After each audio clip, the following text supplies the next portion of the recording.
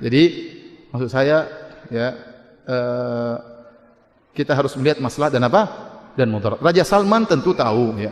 Dan dia punya cara pandang tersendiri. Kita hargai cara pandangnya ya. Kita hargai cara pandangnya. Antum ya yang bisa berkiprah masuk ke pemerintahan silakan. Yang ingin menasihati pemerintah silakan. Yang beri masukan kepada pemerintah sangat dianjurkan. Yang tidak mampu banyak berdoa kepada Allah Subhanahu wa taala. Ya bikin pengajian-pengajian di mana-mana ya supaya orang semakin kembali kepada Allah Subhanahu wa taala. Terus menurut versi-versi yang kita dengar dari guru-guru, dari para kiai, rata-rata niku ndamel periode kiamat kubra, ini kiamat setelah kehancuran langit bumi. Niku wonten periode pertama. Ini ku trompetan pertama itu melahirkan guncangan, terus dados kiamat kubra. Terus kedua niku bahas. Ini ku sebagian kiai, sebagian ulama nafsiron yaumatar jufur rodifah, rojifah tasawuhan napa rodifah. Qulubu yauma idzin napa wajifah. Niku sami sedanten. Rata-rata ulama darani malaikat sing nyekel trompet, berarti malaikat Israfil. Dan semua ayat Quran menunjukkan memang kalau kiamat sudah dekat. Ben zaman nggak salah paham. Dari diinformasikan dekat itu mulai zaman Rasulullah sampai sekarang maupun 1428 Hijriah. Hampir 16 abad. Niku mawon ngangge tahun Hijriah. Tapi lalu dalam masa ribuan lebih kok belum juga datang.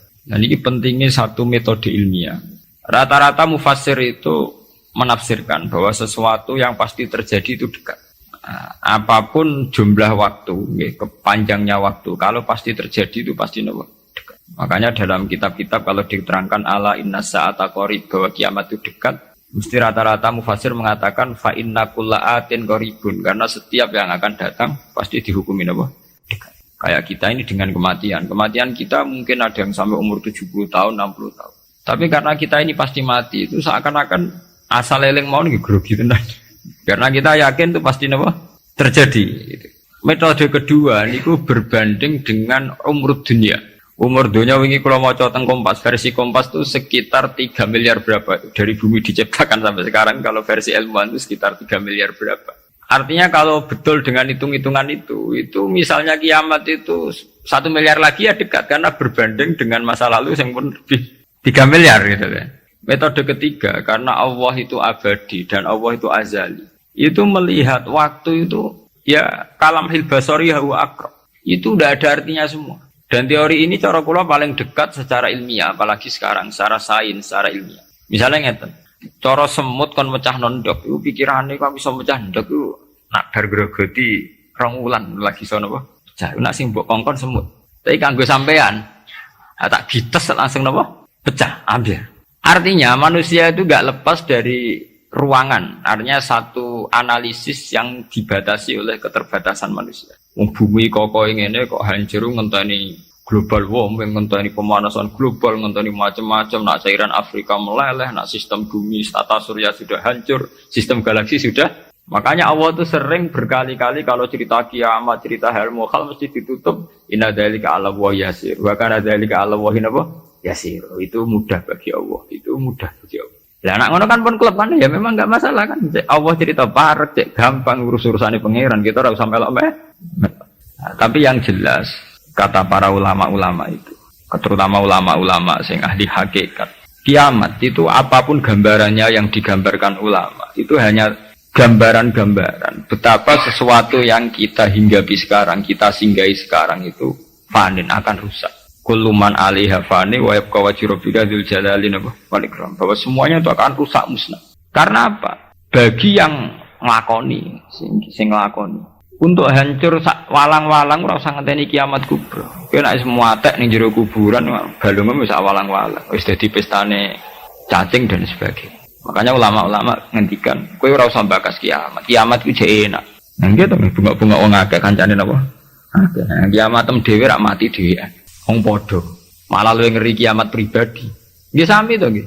Wong kena longsore tanah. Nak cara sing dahsyat iku kaya nak bumi rubuh utawa bumi hancur sawangane dahsyat. Tapi bagi sing lakoni sampe mawon. Sampeyan jajal lah wis tak pendem dhewean. Bae biasa-biasa ae cara sampean tetep bagi sing dipendem tetep ora biasa. Tetep peristiwa besar. Artinya untuk menjadi kiamat itu udah harus nunggu kiamat kubro. Semua yang dialami oleh manusia, tragedi-tragedi itu tentu akan menjadi peristiwa besar, maha besar. Balik kayak kelaparan yang mlebu ning TV ngenteni busung lapar, wong Irian Jaya, wong Afrika, wong macam-macam. Tapi kangge individu yang hari itu sedang lapar ya ngeri tenan diberitakno lah ya wis ngeri. Wong karena dia benar-benar ngalamin apa? Kelaparan. Nah, makanya ketika ulama-ulama ilmu hakikat itu lau asyraqa laka nurul yakin la ra'aital akhirata aqraba ilaika min antar tahila ilaiha. Andaikan kamu imannya benar, itu tentu melihat akhirat itu sekarang, tidak usah nunggu nanti. Kenapa? Ya itu tadi. Bagi orang yang khosyahnya tinggi, orang-orang yang pada kelas idza dzikra wa wajilat, akhirat itu sekarang. Sampai nanti ya akhirat, besok ya akhirat lagi, hari ketiga ya akhirat lagi. Sampai kita mati ya akhirat lagi, sekarang pun akhirat lagi. Maksudnya gimana? Bahwa paling kita takuti saat mati adalah masuk surga sebagai simbol ridho Allah dan masuk neraka sebagai simbol tubuh. Dan bagi orang yang sangat takwa, itu takut ya dimulai dari sekarang. Setiap detik kita takut jangan-jangan kita tidak dalam ridho Allah. Setiap detik kita takut jangan-jangan kita sedang dalam tubuh. Nah, ketakutan-ketakutan ini tentu menjadi kita sudah benar-benar kayak di akhirat. Artinya untuk trauma tentang neraka, untuk menikmati surga itu ya dimulai benar-benar sekarang. Itu artinya apa? Itu tadi. Kiamat itu ada, ba'ats itu ada. Kita nanti mati, nanti kita dihisab. Tapi seorang mukmin sejati tentu tidak akan menunggu hisab itu datang nanti. Mulai sekarang itu takut hisab. Makanya sampai Rasulullah ngendikan hasibu anfusakum qabla an tuhasabu. Kowe iku ngitung awakmu yo saiki, ngrasa awakmu mbok evaluasi terus, mbok hisab terus. Ya Allah, hari ini saya melakukan amal baik berapa, amal jelek saya berapa. Qabla an tuhasabu, sebelum benar-benar hisab itu nanti nyata. Audit dari Tuhan nanti belum. Makanya Rasulullah itu nganggap kiamat ya biasa mawon, sesuatu yang kecil yang biasa. Mati oleh Rasulullah dianggap biasa. Karena bagi orang yang takwa, tentu dalam hidup itu sendiri yang diperjuangkan. Gimana setiap detik, setiap hari ada evaluasi. Saya ini sedang dalam ridha Allah atau dalam suhtullah. Sabda Nabi Muhammad SAW, setidaknya ada 4 yang pasti akan dipertanggungjawabkan di akhirat kelak. Kedua kaki seorang hamba tidaklah beranjak dari tempat hisabnya pada hari kiamat hingga ia ditanya mengenai 4 hal. 1. Umurnya, untuk apakah ia habiskan? 2. Jasadnya, untuk apakah ia gunakan? 3. Ilmunya, apakah telah ia amalkan? 4. Hartanya, dari mana ia peroleh dan dalam hal apa ia belanjakan? Pertama yang akan dipertanggungjawabkan pada hari kiamat kelak adalah umur kita.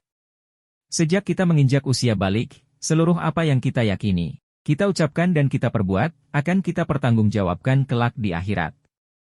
Jika kita telah melakukan seluruh kewajiban dan menjauhkan diri kita dari semua yang diharamkan, maka kita akan selamat dan bahagia. Sebaliknya, jika tidak, maka kita akan binasa dan merana.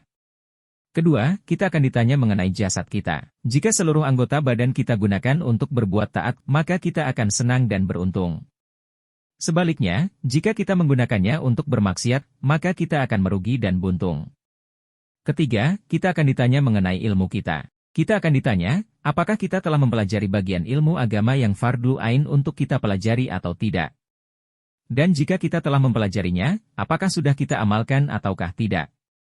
Ilmu agama yang hukum mempelajarinya fardhu ain adalah seperti dasar-dasar ilmu akidah, hukum-hukum dasar terkait bersuci, sholat, zakat bagi yang mampu, puasa, kewajiban hati, maksiat-maksiat anggota badan dan lain sebagainya. Dalam sebuah hadits diriwayatkan, sungguh sangat celaka orang yang tidak belajar ilmu agama yang fardhu ain, dan sungguh sangat celaka orang yang mempelajarinya tapi tidak mengamalkannya.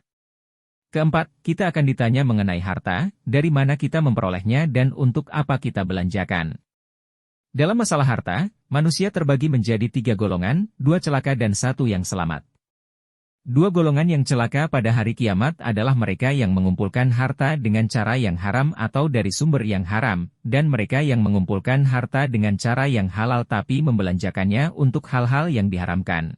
Sedangkan golongan yang selamat adalah mereka yang mengumpulkan harta dengan jalan yang halal dan membelanjakannya untuk perkara-perkara yang halal.